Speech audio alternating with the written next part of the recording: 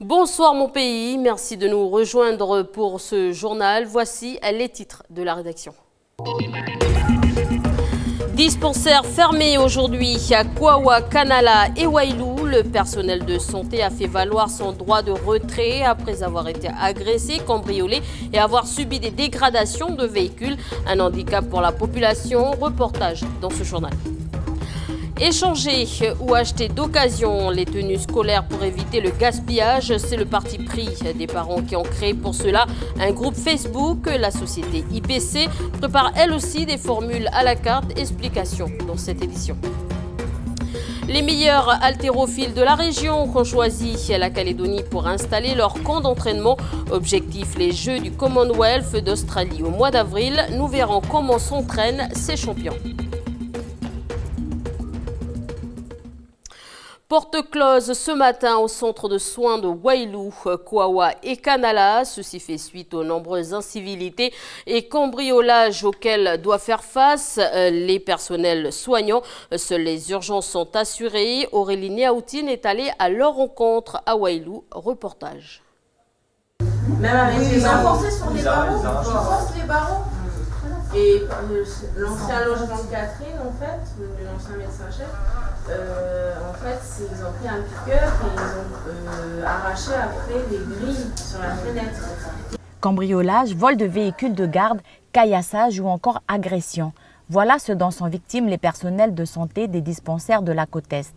Pour dénoncer ces faits récurrents, les équipes médicales des dispensaires de Wailou, Kwawa et Kanala ont décidé d'exercer leur droit de retrait et ainsi de fermer les centres de soins. À Wailou, la situation inquiète la population, elle aussi excédée par ces actes de violence. Ils ne vont plus travailler pendant un moment, là, je crois. Ça fait que c'est décourageant parce que il y a nos vieux, puis nos vieilles, ça les pénalise, quoi. Et surtout, ceux qui n'ont pas de voiture, ils se déplacent pour venir ici, puis arriver ici, c'est fermé. C'est décourageant, quoi. C'est quoi le sentiment que vous avez aujourd'hui? Ouais, voilà, il y a de la frustration chez nous parce que voilà, on est fatigué, il y a tout le temps des vols et puis c'est surtout l'hôpital en fait qui ramasse à chaque fois. Depuis le début de l'année, 4 cambriolages et une agression physique sur un médecin durant une urgence ont déjà été signalés dans les dispensaires de Wailou et Kwawa. Le bilan de 2017 est lui tout aussi consternant. 7 infractions et une vingtaine d'agressions ont été recensées par la gendarmerie. Quand on arrive au boulot, qu'on est toute seule, surtout d'astreinte, et qu'on est face à des personnes qui sont alcoolisées, qui sont aussi sous toxiques, qui peuvent avoir un comportement complètement inadapté, on ne sait pas du tout à quoi s'attendre, c'est compliqué. C'est compliqué, il y a eu des agressions, moi j'en ai pas subi, mais ça peut arriver à tout moment, donc oui, c'est assez anxiogène. À Kwawa, c'est à son domicile que le médecin s'est fait violemment agresser. Très bon, à mon sens, que la population réagisse, nous aide à lutter contre ça par son éducation, par dire qui a fait quoi, et puis surtout que ce genre de méfaits s'arrête. Médecins, infirmières, femmes de ménage ou agents, tous sont excédés par cette situation. Des conditions de travail difficiles qui ne font qu'accentuer le problème du recrutement de médecins en province Nord. En fonction de comment ça se passe, on prolonge ou non. Et c'est sûr que quand il y a des agressions, des vols, ça ne donne pas envie de prolonger. Et du coup, le risque, c'est qu'après, pour la population qui en majorité ne pose pas de problème, se retrouve sans médecin ou sans dispensaire. Ce matin, une élue de la mairie est venue à leur rencontre et tous espèrent trouver des solutions. On va faire des tournées en tribu pour que nos médecins et nos infirmiers expliquent bien leur travail. Parce que je pense qu'il faut faire beaucoup de prévention, informer les gens sur ce qui se passe aussi, parce que peut-être qu'il y en a qui ne savent pas. Hein. Pour l'heure, les centres médicaux de Wailou, Kwawa et Kanala resteront fermés jusqu'à nouvel ordre. Seules les urgences seront assurées. Voilà, et ces faits de violence ont été condamnés également par la province Nord. La tenue commune instaurée par la province sud l'année dernière sera de vigueur cette année encore.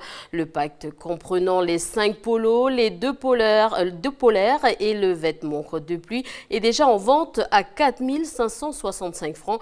Mais certains parents ont décidé de ne pas réinvestir dans un pack complet et préfèrent échanger ou acheter d'occasion les tenues de la rentrée. Les explications de Falaï Wedjo.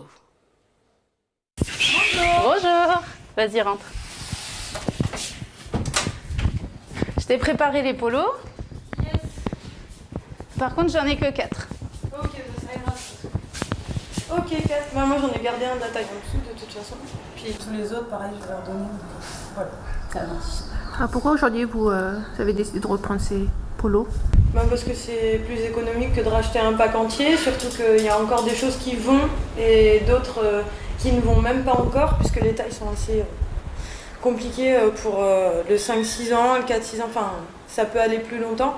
Donc du coup, je préfère prendre que 4 polos, et puis ça évite d'en refaire. Ouais. Élodie est maman de 2 enfants, dont un est scolarisé. Aujourd'hui, elle a rendez-vous avec Anne-Gaëlle, sa voisine. Elle lui remet des anciennes tenues que sa fille ne portera plus. Une démarche que certains Calédoniens effectuent aujourd'hui via ce groupe sur Facebook. Anne-Gaëlle en est à l'initiative. Ma fille a eu les tenues communes depuis l'année dernière et elle doit changer d'école cette année. Et du coup, je trouvais ça dommage que les polos restent dans le placard.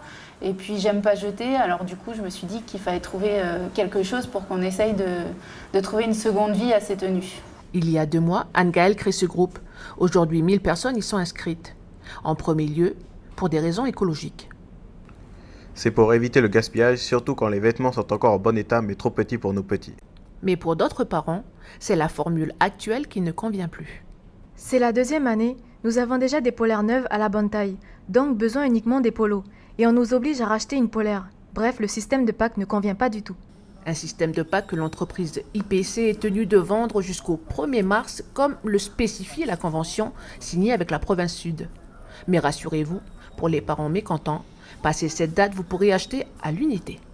À partir du 1er mars, les parents peuvent venir à IPC et acheter les produits à l'unité, que ce soit un polo, 617 francs, le prix à l'unité, ou une veste polaire à 835 francs, ou une surveste à 800 francs.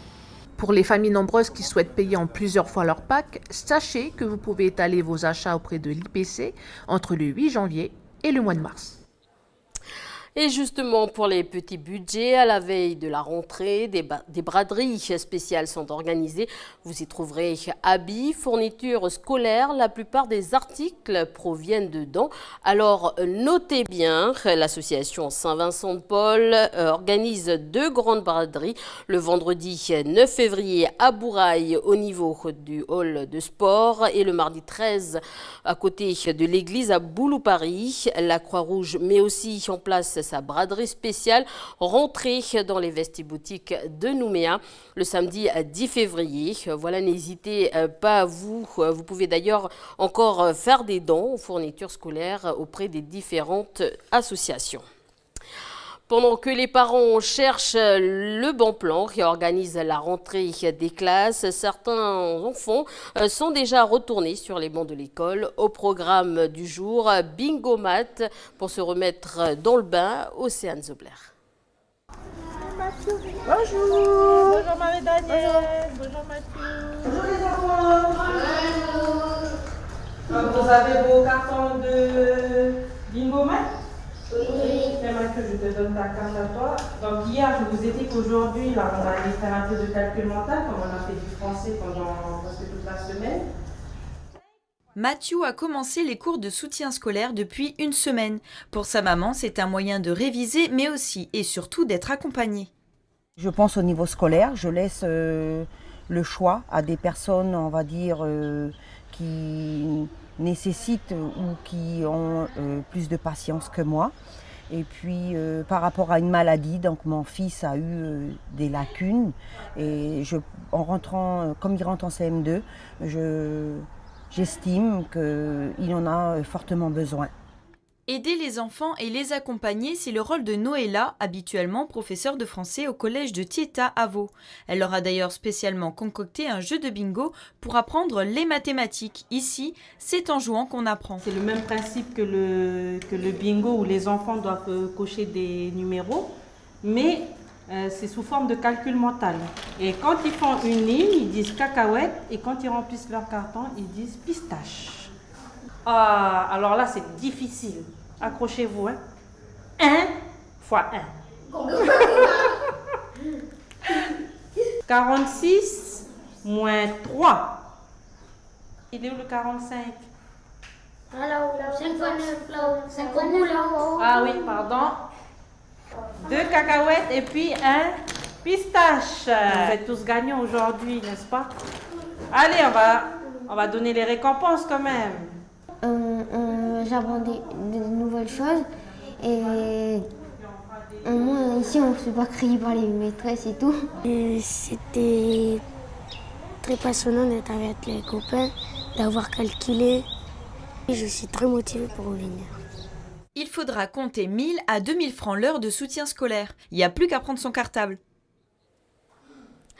Ils sont forts, elles sont musclées, les hommes peuvent soulever jusqu'à 94 kg, les femmes jusqu'à 100 kg. L'Institut océanien d'haltérophilie en Nouvelle-Calédonie accueille depuis samedi les meilleurs haltérophiles de la région. Objectif, s'entraîner pour les Jeux du Commonwealth d'avril en Australie. Lindsay Wamo a suivi Tikatawa de Papouasie-Nouvelle-Guinée, médaillée d'or aux derniers Jeux du Commonwealth de Glasgow. «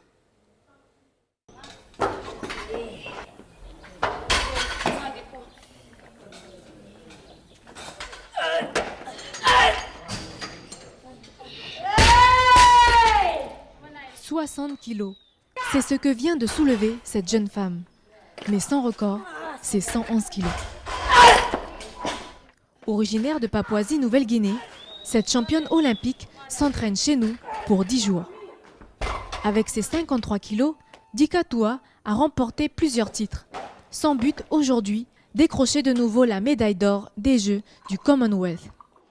It's a privilege and honor, and it's an opportunity for myself as an elite athlete to come to New Caledonia and train at an elite institute as such. Pas étonnant si la crème de la crème des haltérophiles du Pacifique s'entraîne ici. L'Institut de Nouvelle-Calédonie se trouve être l'une des écoles d'élite d'haltérophilie dans toute l'Océanie. Look, the preparation for the Commonwealth Games is going extremely well. The Institute lifters are in brilliant form. The Games will be on April the 4th at the Gold Coast to the 15th. And we expect to win 3, 4, 5 gold medals from the Institute. Vendredi 2 février, Dika et les autres champions procéderont à un entraînement intensif. Vous pourrez admirer leur performance si vous le souhaitez à l'Institut. Voilà, il faut avoir de la force. Voilà, c'est la fin de cette édition. Merci de l'avoir suivi. Je vous souhaite une très bonne soirée et je vous retrouve demain.